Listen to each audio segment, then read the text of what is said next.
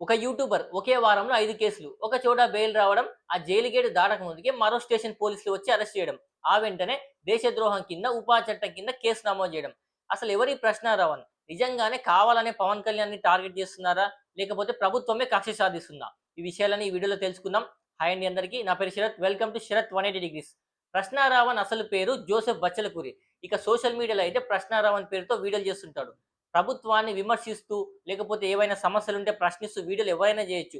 ఒక సాధారణ యూట్యూబర్ చేయాల్సిన పని కూడా అదే. పవన్ కళ్యాణ్ గారిపై వ్యక్తిగతంగా దూషిస్తూ, ఆయన భార్య పిల్లలపై బూతులు తిడుతూ, ఇష్టం వచ్చినట్టు మాట్లాడుతున్నాడని, ఇక అలానే పిఠాపురంలోని ఒక స్కూల్‌లో ఇద్దరు పిల్లల మధ్య గొడవ జరిగితే, ఆ పిల్లలతో వీడియోలు చేయించి, ఇక కులాల మధ్య రెచ్చగొట్టేలాగా ప్రవర్తించాడని, ఇక ఇదే కాకుండా హిందూ మతానికి వ్యతిరేకంగా మాట్లాడుతూ, సనాతన ధర్మం అనే పదాన్ని బూతు పదంగా మార్చి, ప్రజల్లో విద్వేషాలు రెచ్చగొట్టేలా ప్రయత్నిస్తున్నాడని ఏపీ, తెలంగాణలో 9 కేసులైతే నమోదు చేయడం జరిగింది.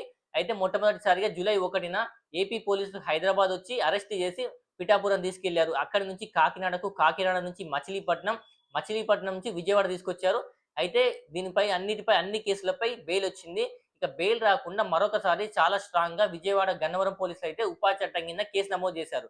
ఇక శాంతి భద్రతలకు విఘాతం కలిగించేలా, ఇక ప్రజల్లో విద్వేషాలు రెచ్చగొట్టేలా, అల్లర్లు కలిగించేలా ప్రసంగాలు చేస్తున్నాడని, అలానే మావోయిస్టులతో కూడా సంబంధాలున్నాయని మావోయిస్టు కీలక నేత అయిన హిడ్మాకు మద్దతుగా వీడియోలు చేసి, అలానే సోషల్ మీడియాలో అప్‌లోడ్ చేశాడని ఈయనపై ఉపా చట్టం కింద చాలా స్ట్రాంగ్‌గా కేసు నమోదు చేయడం జరిగింది.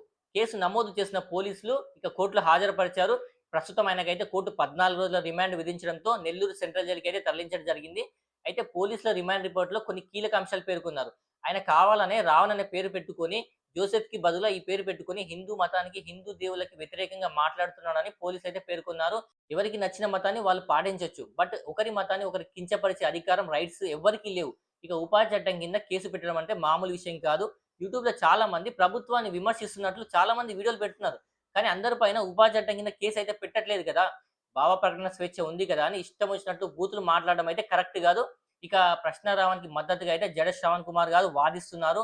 ఇక ఆయనను కావాలని అన్ని స్టేషన్స్ తిప్పుతున్నారని, ఇక పవన్ కళ్యాణ్ గారు మాట్లాడిన మాటలనే ఈయన కూడా మాట్లాడారని, అందరికీ ఒకేలా న్యాయం ఉండాలని జడ శ్రవణ్ కుమార్ అంటున్నారు. ఇక్కడ మరొక ట్విస్ట్ ఏందంటే, ప్రకాష్ రాజ్‌కి అలానే ప్రశ్న రావణ్‌కి ఇద్దరికి మధ్య సంబంధాలున్నాయని ఏపీ మినిస్టర్ కందుల దుర్గేష్ అయితే ఒక వీడియో రిలీజ్ చేయడం జరిగింది.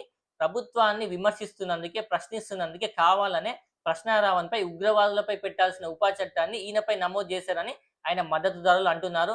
ఇక అలానే జస్ట్ ఆస్కింగ్ అంటూ యాక్టర్ ప్రకాష్ రాజ్ కూడా పవన్ కళ్యాణ్ గారిని టార్గెట్ చేస్తూ, పవన్ కళ్యాణ్ గారిని ట్యాగ్ చేస్తూ, ఇక సామాన్యులపై ఎందుకు ఈ ప్రతాపం అని చెప్పి ఒక ట్వీట్ కూడా చేయడం జరిగింది. ఇక అలానే వైసీపీ సోషల్ మీడియా కూడా ఈయనకైతే మద్దతిస్తున్నారు. సోషల్ మీడియాలో పోస్ట్ చేసిన కొన్ని వీడియోలు అయితే ఇప్పటికే ప్రశ్న రావణ్ డిలీట్ చేశారు. అయితే అంతకుముందే పోలీసులు ఇవన్నీ డౌన్‌లోడ్ చేసి పెట్టుకున్నారు. ఒకవేళ ఈ వీడియోలన్నీ నిజమని తేలితే ఖచ్చితంగా ఇవన్నీ సాక్ష్యాలుగా మారవచ్చు. ఇక ప్రస్తుతానికి ఏపీలో అయితే ఈ ప్రశ్న రావణ్ ఎపిసోడ్ ఎంతో హాట్ టాపిక్‌గా ఉంది. మరి ఖచ్చితంగా బూతులు తిట్టడం అనేది కరెక్ట్ కాదని చెప్పాలి. మరి అంతదానికే ఈ ఉపా చట్టం ప్రయోగించడం కరెక్టే అంటారా? ఈ వీడియోపై మీ అభిప్రాయం తెలియజేయండి. ఇలాంటి మరిన్ని అప్డేట్స్ కోసం మన ఛానెల్‌ని వెంటనే సబ్స్క్రైబ్ చేసుకోండి. Thank you.